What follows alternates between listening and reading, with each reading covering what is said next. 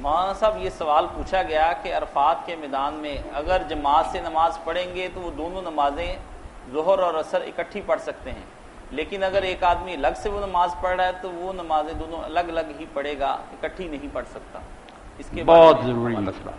یہ ڈاکٹر ارشد صاحب بھی درس پر آئے تھے اتوار کو، وہ بھی کہہ رہے تھے جہاں ہم ٹریننگ کے لیے گئے نا لاہور فیصل آباد حاجیوں کو ٹریننگ دیا، یہی مسئلہ بتا رہے ہیں کہ جماعت کے ساتھ مسجد نمرہ میں پڑھو تو اکٹھی کرنی ہے،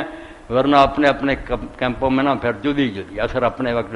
یہ بالکل غلط مسئلہ، جھوٹا مسئلہ، کوئی دلیل نہیں۔ امام ابو حنیفہ نے کہا تو ان کے دو شاگردوں نے کہا کہ امام صاحب یہ کیا مسئلہ ہے آپ کا؟ میدان عرفات میں جو ہے نہ مسافر ہونے کی وجہ سے جمع ہے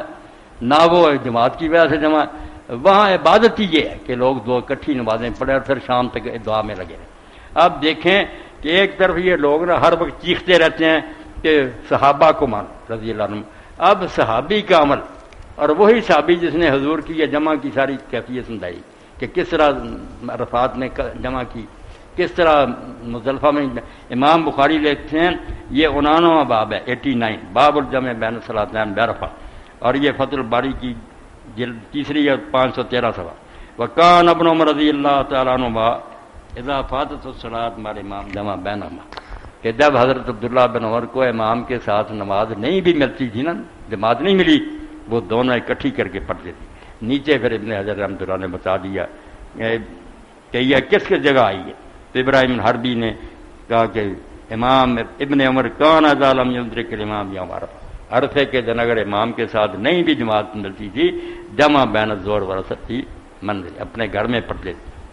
اور یہ کہتے ہیں برسائے کہ ابو حنیفہ کی مخالفت خالف ابا حنیفہ فی ذلک صاحبہ والطحاوی، کہ اس مسئلے میں امام صاحب کے دو شاگردوں نے بھی ان کی مخالفت کی۔ وہ کہتے ہیں صحابی کیا بتا رہا یار، جمع جس نے سارا بتائی، اکیلا بھی پڑھتا تھا۔ اور تحاوی شافعی سے پہلے، مگر اپنے ماموں سے ذرا ناراض ہو گیا، مسئلے پر حنفی ہو گیا۔ اب حنفی مذہب کا کوئی وکیل نہیں دنیا میں اس سے بڑا جو امام تحاوی ہے، یہ ادھر بھی جانتا تھا، ادھر آیا اس نے پھر جو کتاب لکھی نا شرح معانی الاثار، وہ اتنی زبردست کتاب ہے کہ حنفیوں کے پلے اس سے آگے کچھ نہیں۔ اگر آدمی منصف تھا، اس نے جو لکھا نا پہلے اثر کہ روایتیں کیا ہمارے پاس، پھر نظر کہ عقلی طور پر بھی یہ مذہب کیوں زیادہ صحیح، حد کر دی اثر اور نظر، مگر جہاں دیکھا نا کہ یہ مسئلہ کمزور ہے صاف کہہ دیا کہ کوئی نہیں، بات بالکل غلط۔ تو امام طحاوی نے لکھا ومن اقول ذلت الامسنی ابن عمر ھذا، کہ عبداللہ بن عمر جیسا صحابی جو پیشاب بھی وہاں کرتا تھا جہاں حضور بیٹھے تھے، وہ جب یہ کام کرتا تھا، اس سے بڑی کبھی دلیل تم کیا چاہتے ہو؟ تو یہ دیکھو میرے پاس ہے شامی، اس میں یہ لکھتے ہیں کہ واقعی جو ہمارے متون ہے نا قدوری وغیرہ، وہاں تو یہی لکھا ہے کہ جو اکیلا پڑھے وہ اکٹھی نہ کرے، مگر جو ہے نا صحیح بات وہ یہ ہے وَبِكَارَتِ الثَّلَاثَةُ وَهُوَ الْأَزْهَرُ شَرْنَ بْلَالِيَ عَنِ الْبُرْهَانِ، کہ تینوں امام بھی یہ کہتے ہیں، اور ہمارے حنفی عالموں نے یہ کہا شرن بلالیہ البرہان سے نقل کرتا ہے کہ کبھی بات جو ہے نا وہ یہی ہے کہ اکیلا بھی پڑھے اکٹھی کر کے پڑھے۔ تو یہ شامی پھر لکھتا ہے لعلہ من جہت الدلیل،